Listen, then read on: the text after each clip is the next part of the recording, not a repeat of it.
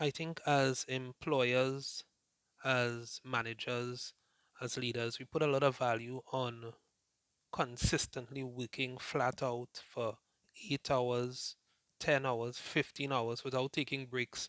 And when we do that, or when our colleagues, when they do that, or when the people who are working either under us, when they do that, we tend to value it a lot and say, that's a hard worker. Now, granted, physically and psychologically and emotionally, for a person to consistently be working 8 hours, 15 hours, 10 hours without taking any breaks whatsoever in between, that is that's a lot of hard work. So today I want to talk about how we can actually work diligently, work hard, but work intelligently so that we can be consistent over a long period of time. I remember listening to an interview and Kobe Bryant was being interviewed, the basketball player, and he was making the point that in order for him to get really good at his craft of playing basketball, he had to practice, practice, practice, practice. So he practiced a lot. So one can get the impression that Kobe Bryant practiced so much that um, he had time to do absolutely nothing else. Now, granted, in order for him to get good at it, there were some sacrifices he definitely had to make. However, when you look at how he practiced, I think that is what sparked my interest. In the interview, he spoke about breaking up his practice sessions. So he will practice for a couple hours, then take a break, go to the gym, then take a break, go back to practice, take a break again, and then get things to eat, nutrition, so forth and so forth. But what I noticed is that he just did not bounce ball for 8 hours straight. He took breaks in between, and there's a lot of research that shows breaking up our work habits or breaking up our study habits into manageable chunks throughout the course of the day is actually best than just sitting at a desk and studying, or sitting at a desk and typing and working, or if we probably into sports, just flat out playing our sports for 8 hours per day. There is a point where there will be a diminish in our ability to function. And I think now we're hearing a lot of persons talk about burnout. We were hearing it before, but even much more so. Persons are talking about burnout and not being able to cope effectively with the workload that they have. Some persons, they may be, after leaving the job and going home, really don't have much energy to do anything again. So, how can we actually combat this feeling of burnout, not having energy to do much, not having energy to spend time with family or friends, or not being able to adequately care for our physical and our mental health as well?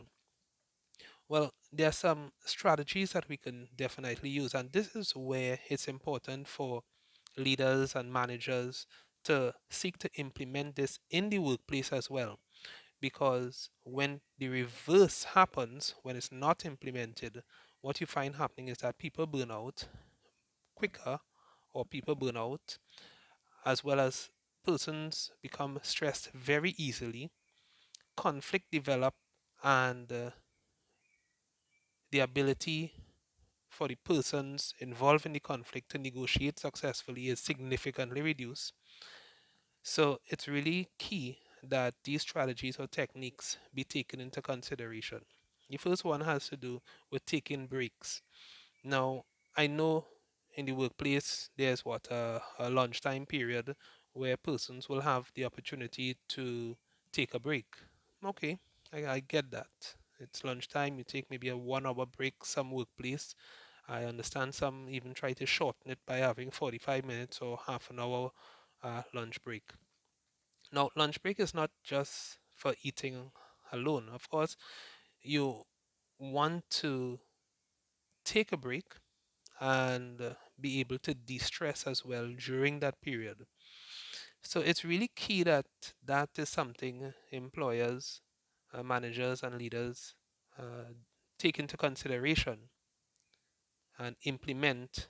Having that lunch period break during the course of the day will help your employees to be less stressed.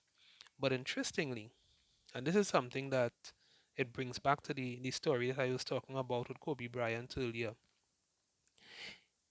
If it is that in the workplace we implement the strategy of the Pomodoro, so let's say, for example, you have an employee who, or you yourself implement this strategy in your working, your daily working.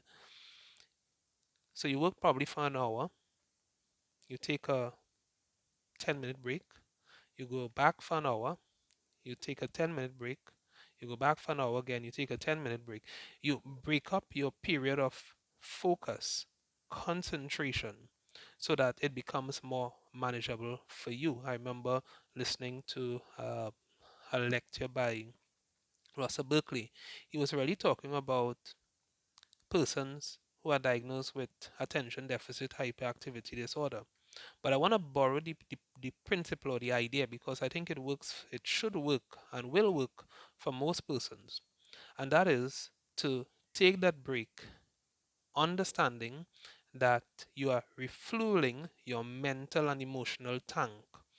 So you're not depleting yourself to the extent where you're so tired that your concentration or your focus goes through the window. You're not doing that.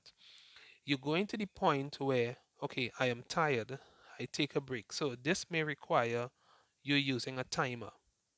You use a timer, it goes off after the 1 hour, or you could probably set it for 45 minutes. It goes off, you take that break.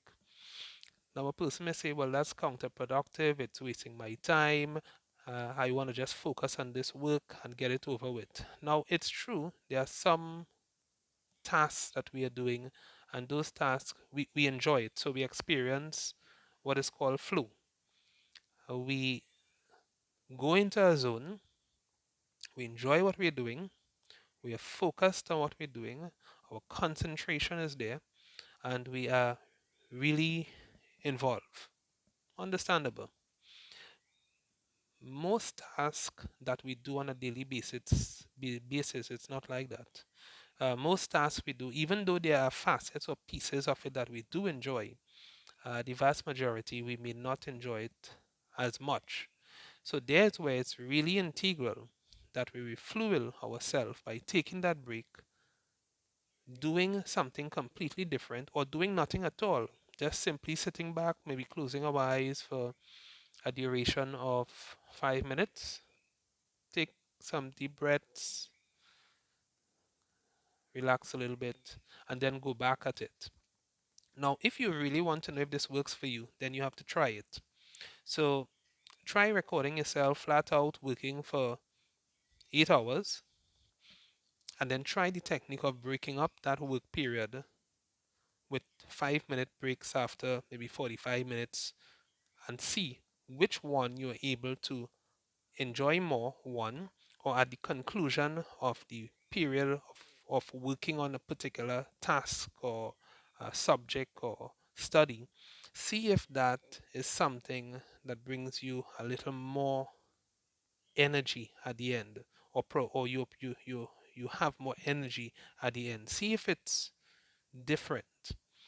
It's really important that we try to figure that out because what could happen is that inadvertently we damage ourselves, we stressed ourselves, and especially if we are predisposed to a mental health issue, we can actually exacerbate it, we can switch it on, or we can put ourselves in a position where we find it difficult to cope because of our work ethics that may actually be harming us, how we schedule our day, how we schedule our time, uh, whether or not we take breaks in between.